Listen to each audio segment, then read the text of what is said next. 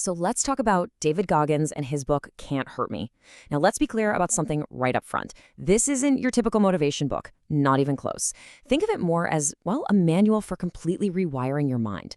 Today, we're going to break down the raw, unfiltered philosophy that basically forces you to look your own limits square in the eye. The entire book, really his whole life's message, hangs on this one kind of terrifying question. This isn't designed to make you feel warm and fuzzy. No. It's meant to get right in your face and make you question the very ceiling you've built over your own head. And that's the key right there. Goggins isn't trying to be your guru or your life coach. He's handing you a mirror and forcing you to take a hard, honest look at what's really there, not the version you wish was there. It's a raw self-assessment. So to really get what Goggins is about, you have to understand this isn't some philosophy built for comfort. It's a tool, a really sharp one, for finding the truth. Yeah, forget about quick fixes or finding the easy way out. The path Goggins lays out is one that's literally forged through hardship, and he makes you choose it. There are no shortcuts offered here. What you get is a framework for enduring whatever it takes to actually change. Look, these methods, these extreme ideas, they weren't dreamed up in a classroom or a think tank. They were forged in a life that honestly would have destroyed most people. To even begin to grasp his philosophy, you have to understand where he came from. His childhood was just a brutal training ground in pure survival. We're talking constant abuse, struggling so badly in school he felt deep shame, and all of it built this prison of fear and self-doubt. It didn't make him resilient, not then. It just hammered home this one crushing belief that he was weak and that suffering was all he deserved. And this is what rock bottom looked like.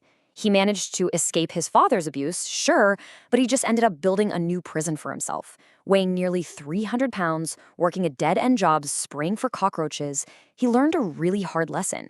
Freedom without discipline, that's just a slower, more comfortable way to self-destruct. You know what's crazy is that his big turning point wasn't some beautiful, inspiring moment. It was a moment of pure, profound self-disgust. He saw a documentary about what Navy SEALs could endure, and it just made him sick with his own excuses. That shame, that gut-wrenching feeling, that became the fuel he needed to finally ignite a change. So the transformation from that guy on the couch to a Navy SEAL, it had nothing to do with motivation. It was all about building a toolkit for his mind, and the tools were forged in deliberate, chosen pain. Okay, so this is probably the biggest idea in the whole book. You have to callous your mind.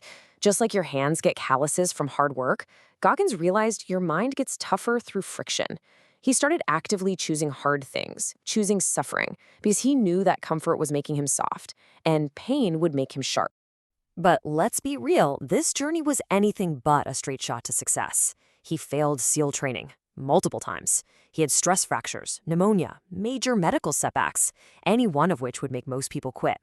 But for him, failure wasn't a stop sign. It was proof that he was in the fight, proof that he was trying.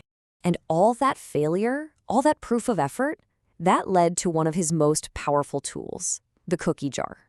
See, when your mind is screaming at you to quit, you don't argue with it. You just mentally reach into this vault where you've stored every past victory, every time you pushed through pain and succeeded. You pull one out and remind yourself, I've been through worse, and I made it. It's weaponizing your own memory. And this is where the real alchemy of his whole philosophy happens. He didn't try to erase his past. He reframed it. The abuse, the failures, all that pain, it stopped being trauma that held him prisoner, and it became currency he could spend when life got hard and demanded payment. All right, you've probably heard this number before, 40%. It's maybe Goggins' most famous and maybe his most misunderstood principle. So what is the 40% rule? It's simple, but it's a game changer. Goggins says our brains are wired for survival, not for peak performance. So they send out these panic signals. You're tired, you're in pain, you should stop, way, way before we're actually at our physical limit. That moment when your mind is begging you to stop, you've still got 60% left in the tank. Okay, so you have these incredible tools, but they're useless without one final, critical ingredient that holds the whole thing together. Just brutal, unflinching self-honesty. And this is where Goggins just throws the entire traditional self-help playbook out the window. He didn't stand in front of a mirror saying, I'm strong. No, he created what he calls the accountability mirror. He wrote his weaknesses on sticky notes, fat, lazy, and put them on the mirror so he had to face them every single day. The goal wasn't to feel good. It was to attach a brutal action to each brutal truth so he could earn his confidence through work, not wishes. Okay, so we've heard the insane story, we've seen the toolkit, but what about you? How do you actually use this stuff without getting burned? How does this become something practical? All right, here it is, the framework you can actually use. First, pick a goal that genuinely scares you.